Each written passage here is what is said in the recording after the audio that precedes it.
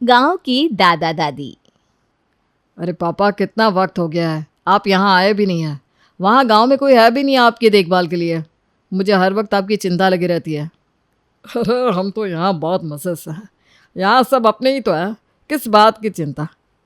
हाँ पापा, लेकिन आप यहाँ आ जाइए ना, यहाँ भी आपको अच्छा लगेगा। कितना वक्त हो गया, आप रोहित से भी नहीं मिले हैं।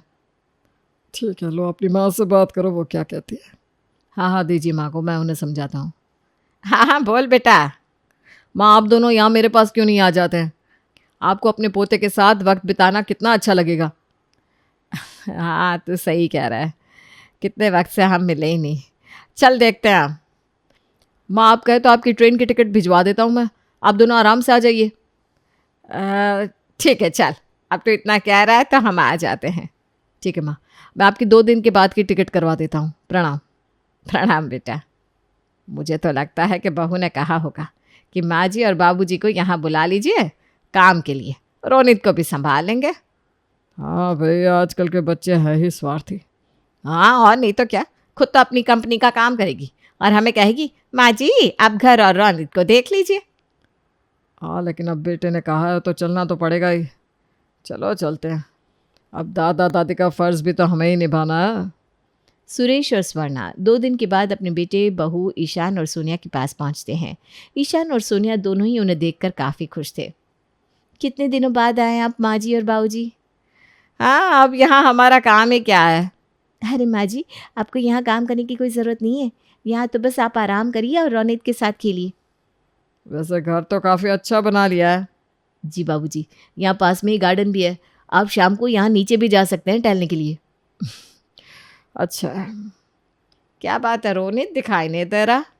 नहीं माँ जी, वो स्कूल गया है ना अभी, बस थोड़ी देर में आता ही होगा। आप लोग बैठिए ना, मैं आपके लिए चाय नाश्ता लेकर आती हूँ। अरे कोई बात नहीं, हम खुद ही बना लेंगे। तुम दोनों को ऑफिस भी जाना होगा ना? नहीं माँ जी, मैं तो अब ऑफिस नहीं जाती हूँ, घर से ही काम करती हूँ। रोनित को भी देखना होता है ना। आहा, इतना बड़ा त्याग हो गया तुमसे, क्या बात है? माँ बैठिए ना, हम दोनों नाश्ता लेकर आते हैं। हाँ हाँ ठीक है। घर तो काफ़ी अच्छा है ना? हाँ, और देखो तो रोनित को अलग कमरा दे रखा है अभी से, अभी तो 8 साल का है वो। माँ जी, अभी से आदत डालेंगी तभी तो सीखेगा ना, इसलिए अभी से उसका कमरा अलग है। वो वहीं सब कुछ करता है, खेलता है, पढ़ता है, सोता भी वहीं है। अरे भाई, अभी से इतनी पढ़ाई वढ़ाई क्या है, छोटा सा बच्चा है वो। माँ जी 8 साल का है, लेकिन बड़ा ही शैतान है सच में। अभी आता ही होगा, देखिएगा कैसे हिला कर रख देता है घर। अरे हमारा ईशान तो शैतान नहीं था, ना ही हमारी नाना थी, ज़रूर रोनित तुम पर ही गया होगा। अरे माँ, आजकल के सारे बच्चे एक जैसे ही हैं, कोई किसी पे नहीं जाता। लीजिए, आप नाश्ता कर लीजिए। सुरेश और स्वर्णा नाश्ता करने के बाद कुछ देर अपने कमरे में आराम करने जाते हैं। कुछ देर बाद रोनित घर आता है और आते ही ज़ोर ज़ोर से कूदने और खेलने लगता है। अरे आते ही इतना चिल्लाना शुरू कर दिया इसने, नींद खराब कर दी हमारी। दादी आप आ गए गाँव से? हाँ भाई हाँ, आ गए, इसीलिए तो कुछ देर आराम कर रहे थे, तूने तो आते ही हल्ला शुरू कर दिया। सॉरी दादाजी, मुझे पता नहीं था कि आप आ गए हैं। ना ही प्रणाम किया, ना ही पैर छुआ, हाँ, बस आते ही शैतानी शुरू कर दी। अरे दादी, मैंने कहा ना मुझे पता नहीं था, आप लोग तो मेरे पीछे ही पड़ गए हैं। ऐसे बात करते हैं क्या बड़ों से? ये आजकल के बच्चों को तो तमीज़ ही नहीं है। हमारे ज़माने में एक आंख दिखाओ तो चुप हो जाते थे, इसे देखो। रोनित, जाओ पहले दादा दादी के पाँव छुओ। नहीं, इन्होंने मुझे डांटा, इनसे कहो मुझे सॉरी कहे। रोनित, जिद नहीं करते हैं, चलो जाओ। नहीं, इन्होंने पहले मुझे डांटा है, इनसे कहो मुझे सॉरी कहे। देखा ईशान के पापा, इसके नखरे। सॉरी माँ जी, मैं इसकी तरफ से सॉरी कहती हूँ, वो स्कूल से आया है ना अभी, तो थका हुआ है ज़रा। रोनित, सॉरी कहो दादा दादी को, चलो। सॉरी। चल कोई बात नहीं, आगे से ध्यान रखना, हम थोड़ी देर आराम करने जा रहे हैं और अभी कोई शोर मत करना, समझे? सुरेश और स्वर्णा ने जिस तरह से बच्चे पाले थे, देखे थे, उस तरह के बच्चे आजकल के तो हो नहीं सकते। ये बात वो लोग मानने को तैयार ही नहीं थे, इसलिए रोनित की हरकतें उन्हें बहुत ही बुरी लग रही थी। ये क्या खा रहा है? दादी ये चीज़ बॉल्स है, आपको नहीं पता? जब से यहाँ आई हूँ तब से देख रही हूँ, अनाप शनाप खाता रहता है कुछ ना कुछ। अरे कभी ढंग का भी खा लिया कर, दादी ये बहुत टेस्टी होता है, आपको नहीं पता? हाँ हाँ, हमें कुछ नहीं पता। ये सब तो आजकल के इन बच्चों को ही पता है। हम तो तेरे पापा और बुआ को गेहूं की रोटी और मक्खन, घी के लड्डू खिलाते थे। इन्हें इतनी शक्ति होती थी कि 2-3 को तो ऐसे ही गिरा देते थे। मुझ में भी इतनी शक्ति है दादी, देखो मैं कैसे आपको गिराता हूँ। ये कहते ही रोनित अपनी दादी के ऊपर चढ़ जाता है और उनके ऊपर कूदने लगता है। मेरे कमर तोड़ दी इसने। उतर उतर मेरे ऊपर से, चल उतर बंदर कहीं का। हाय मेरी कमर। क्या हुआ माँ जी, आप ठीक तो है ना? अरे कहा है कि ठीक हूँ। ये तेरा जंगली बेटा मेरे ऊपर यूं कूद रहा है जैसे मैं कोई सोफा हूँ। कमर तोड़ दी मेरी। आप ही ने तो कहा था मेरे पापा 2-3 को तो ऐसे ही गिरा देते हैं, अब मैंने भी कर दिखाया ना। एक तो गलती करता है, ऊपर से जबान लड़ाता है, बदतमीज। पता नहीं कैसे पाल रहे हो तुम आजकल माँ बाप इन बच्चों को। ना कोई खाने का ढंग है, ना कपड़े पहनने का, ना ही बड़ों से बात करने का। हमारे बच्चे तो घर में होते थे तो आवाज़ भी नहीं आती थी उनकी, और एक ये है जब घर में आता है तब से आतंक मचाता रहता है। मैं आपकी कमर दबा देती हूँ, आइए ना माँ जी। कोई ज़रूरत नहीं है, हम तो गांव में ही अच्छे थे, ईशान के कहने पर यहाँ आ गए। मैं आपके लिए गर्म पानी का सेक लेकर आती हूँ। रोनित, तुम अपने कमरे में जाओ। जाओ यहाँ से। हर बात पे मुझ पर क्यों चिल्लाती रहती हो? स्वर्णा और सुरेश को लग रहा था कि ईशान और सोनिया ने उन्हें यहाँ रोनित की देखभाल के लिए बुलाया है, इसलिए जब भी वो दोनों कहीं बाहर जाते तो रोनित को उनके पास बैठा के जाते, और इस बात से सुरेश और स्वर्णा दोनों को बहुत गुस्सा आने लगा था। माँ, हम दोनों ज़रा बाज़ार होकर आते हैं, घर का सामान नहीं है, और आपकी दवाइयाँ भी लेनी है ना। रोनित, दादा और दादी को परेशान मत करना, ठीक है? हम थोड़ी देर में आ जाएंगे। हम जल्दी ही आ जाएंगे माँ जी, कुछ भी हो तो आप हमें फ़ोन कर दीजिएगा। हाँ हाँ, हमें तो बुलाया इसके लिए इन्होंने, सब जानती हूँ। बाज़ार तो बस एक बहाना है, ये दोनों घूमने गए हैं बाहर। एक तो ये लड़का चुपचाप बैठता नहीं, कभी ये चीज़ कभी वो चीज़ खेलता ही रहता है। अरे आप एक काम कीजिए ना, आप इसे नीचे गार्डन में ले जाइए, मुझे ज़रा गांव में अपनी सहेलियों को फ़ोन लगाना है। ठीक है रोनित, चलो हम नीचे चलते हैं गार्डन में। हाँ हाँ चलिए, गार्डन के पास ना आइसक्रीम वाला भी है, आप मुझे आइसक्रीम दिलवा देना। अरे हाँ ठीक है, चलो अब यहाँ से। सुरेश रोनित को आइसक्रीम का कहकर बाहर ले जाता है, और यहाँ स्वर्णा अपने गांव में फ़ोन लगाती है और अपने बेटे बहू की चुगली करने लगती है। अरे अब क्या ही बताऊँ तुझे सुषमा, यहाँ तो बस खेल ही खेल रहे हैं हमारे बेटे और बहू। अपना बच्चा हमें सौंप कर खुद गए हैं घूमने।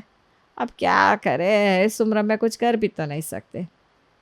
अरे क्या ख्याल रख रहे हैं, खा बस रूखा सूखा खाना बना देती बहू, और पूरा दिन ये हमारा पोता मस्ती करता रहता है, 1 मिनट चुप नहीं रहता ये लड़का। मतलब पाला ही इसी तरह से, अब क्या ही बोल सकते हैं। कभी ये बर्गर, कभी क्या कहते हैं पिज्ज़ा, पता नहीं क्या क्या खाता रहता है। हम लोग तो कभी कुछ नहीं कहते बहू को, हम कहेंगे तो बुरा लगेगा उसे, और क्या। अरे हमारे बच्चे तो कैसे बड़े हो गए पता ही नहीं चला, कितने शांत सुशील और कितने प्यारे। यह तो किसी की नहीं सुनता, उल्टा सुना देता है। तो एक तरफ जहाँ स्वर्णा फ़ोन पे लगी सबकी चुगली कर रही थी, रोनित ने अपने दादाजी की नाक में दम करके रखा था आइसक्रीम के लिए। नहीं नहीं नहीं, मुझे वही आइसक्रीम चाहिए दादाजी। अरे 50 रुपए की आइसक्रीम भला कोई खाता है क्या? लेकिन आपने कहा था आप दिलवाएंगे मुझे आइसक्रीम। अरे हमें क्या पता था कि इतनी महंगी आइसक्रीम मांग लोगे तुम, हम नहीं दिलवा रहे तुम्हें। नहीं, जब तक आप आइसक्रीम नहीं दिलवा देते तब तक मैं यहाँ से जाऊँगा नहीं, यहीं खड़ा रहूँगा। देखो रोनित, जिद नहीं करते, चलो यहाँ से, सब लोग देख रहे हैं ना हमें। नहीं नहीं नहीं, मैं यहाँ से हिलूंगा भी नहीं अगर आपने आइसक्रीम नहीं दिलवाई तो। कैसा बच्चा है ये, जब देखो जिद करता रहता है। ईशान होता तो एक थप्पड़ मार देता। आप दिलवा रहे हैं या मैं पापा को फ़ोन करूँ? भाई दिलवा रहे हैं, इसे जो चाहिए दे दो आइसक्रीम। रोनित की इस हरकत से सुरेश और स्वर्णा बहुत गुस्से में बैठे हुए थे, और ईशान और सोनिया के आते ही वो दोनों शुरू हो गए। अरे इतनी देर से कहाँ चले गए थे तुम लोग, और अगली बार से अपने इस तूफान को अपने साथ ले जाया करो, समझे? क्या हुआ माँ, कुछ किया क्या रोनित ने? अरे आज तो उसने हद ही कर दी, 50 रुपए की आइसक्रीम मांगने बैठ गया। लेकिन पापा दादाजी ने कहा था कि नीचे चलेंगे तो आइसक्रीम दिलवाएंगे। पर हमें क्या पता था कि इतनी महंगी आइसक्रीम मांग लेगा ये शैतान। हमें लगा 10-20 की खा लेगा, लेकिन नहीं, यह तो 50 रुपए की मांगने लगा। पापा आजकल 10-20 वाली आइसक्रीम आती ही कहाँ है, और एक आइसक्रीम ही तो मांगी है उसने, क्या गलत कर दिया उसमें? अरे पैसों को बचाना भी कुछ होता है कि नहीं? हमने तो कभी तुम्हें इतनी महंगी चीज़ें नहीं दिलवाई। इसे अभी से समझा दो वरना ये कभी सुधरेगा नहीं। ठीक है पापा, आप शांत हो जाइए, मैं रोनित को समझा दूंगा। सुरेश और स्वर्णा का रोनित के प्रति बर्ताव यही था, लेकिन ईशान और सोनिया कोशिश कर रहे थे कि वो अपने माता पिता को खुश रख सके। इसी बीच नैना कुछ दिन के लिए ईशान के घर रहने आती है। बुआ आप आ गई। क्यारा मानो तुम्हें बहुत मिस किया, पता है? मैंने भी आपको मिस किया भैया, इसीलिए तो मैं यहाँ आ गई, पता है? अब तुम दोनों जी भर के खेलना, ठीक है? ये चलो चलो चलो। अरे क्यारा बेटा, यहाँ तो आ, पहले नानी से मिल, उनके पैर छू, ऐसे ही बस खेलने में लग गई। नानी मैं आपसे बाद में मिलती हूँ, अभी मैं और भैया खेल रहे हैं। अरे ये तो पूरा दिन खेलता ही रहता है बस, और क्या काम है इसे? अरे नैना कैसी हो तुम? तुम्हें पता है रोनित तुम्हें बहुत याद कर रहा था। हाँ भाभी, मैंने सोचा मम्मी पापा भी यहाँ आए हुए हैं तो कुछ दिन यहाँ आ जाती हूँ। बहुत अच्छा किया, दोनों बच्चे भी आपस में खुश रहेंगे। अरे क्या खुश रहेंगे, दोनों तूफानी है और ज़्यादा तूफान करेंगे। अरे माँ, बच्चे तूफान नहीं करेंगे तो कौन करेगा? आप दोनों अभी तक वैसे ही हैं, बदले नहीं। अरे हम दोनों तो वैसे ही है, लेकिन आजकल के बच्चों को पता नहीं क्या हो गया, ना कोई तमीज़ है, ना कोई ढंग, ना किसी की बात सुनते हैं, ना समझते हैं, बस अपनी ही मस्ती में लगे रहते हैं। अरे माँ, आजकल के ज़माने में और पहले में फ़र्क है। आप ये सब छोड़िए ना, चलिए हम सब बैठकर बात करते हैं, भैया भी आते ही होंगे। अरे बातें क्या करनी है, आप जब से आए यहाँ चैन से सोए ही नहीं। यह रोनित सारा दिन परेशान करता रहता है, और अब तो यह क्यारा भी आ गई, अब तो दोनों मिलकर कहर बरसाएंगे। नैना को अपने माता पिता की बात अच्छी नहीं लगी, लेकिन उसने कुछ नहीं कहा। लेकिन स्वर्णा और सुरेश का बर्ताव बच्चों के प्रति बिल्कुल नहीं बदला। माँ थोड़ी देर आपका फ़ोन दो ना प्लीज़। क्यारा, थोड़ी देर रोनित के साथ खेलो, फिर ले लेना फ़ोन। Okay okay. हाय राम, इतनी सी है और फ़ोन चला रही है, तो आगे चलकर क्या करेगी ये नैना? वो भी रोनित को देखो, पता नहीं फ़ोन में क्या करता रहता है। आजकल के बच्चे पता नहीं किस दुनिया में रहते हैं, क्या देखते होंगे फ़ोन में। हम ऐसा कुछ नहीं देखते दादी फ़ोन में, मम्मी पापा ने फ़ोन में चाइल्ड लॉक लगवा दिया है। बस इनसे तो बातें करवा लो, आजकल के बच्चों से ज़बान चलाना आता है बस। ये ऐसे ही चलता रहा ना तो मैं तो कह देती हूँ ईशान से कि इसे हॉस्टल में डलवा दे तू, और नैना इसे भी ना बोर्डिंग स्कूल में डलवा दे, खुद ब खुद सुधर जाएंगे। माँ बाबूजी, बच्चों के सामने ऐसी बातें मत कीजिए प्लीज़। अरे इन्हें कोई असर नहीं होगा, मोटी चमड़ी है इनकी। बस माँ, बहुत हो गया। मैं जब से यहाँ आई हूँ तब से देख रही हूँ कि आप आजकल के बच्चे कर रही हैं। आपके ज़माने में बच्चों के पास टीवी, मोबाइल, इंटरनेट जैसी चीज़ें नहीं थी। हम तो स्कूल से घर और घर से खेतों में खेलते रहते थे, कुछ पता ही नहीं होता था। हर घर में कई सारे बच्चे होते थे तो साथ में खेलते थे। आज हर घर में बस एक बच्चा है, परिवार साथ नहीं है। आप खुद को देख लीजिए ना, आपको भैया कितने वक्त से कह रहे हैं यहाँ आने के लिए, आप दोनों नहीं आए ना। हाँ, क्योंकि हमें पता है ये दोनों हमें बच्चा संभालने के लिए बुला रहे हैं। रोनित पैदा हुआ उसके पहले से ही भैया आपको बुला रहे हैं यहाँ माँ, और आप खुद के बच्चों को ही नहीं संभालना चाहती? क्यों?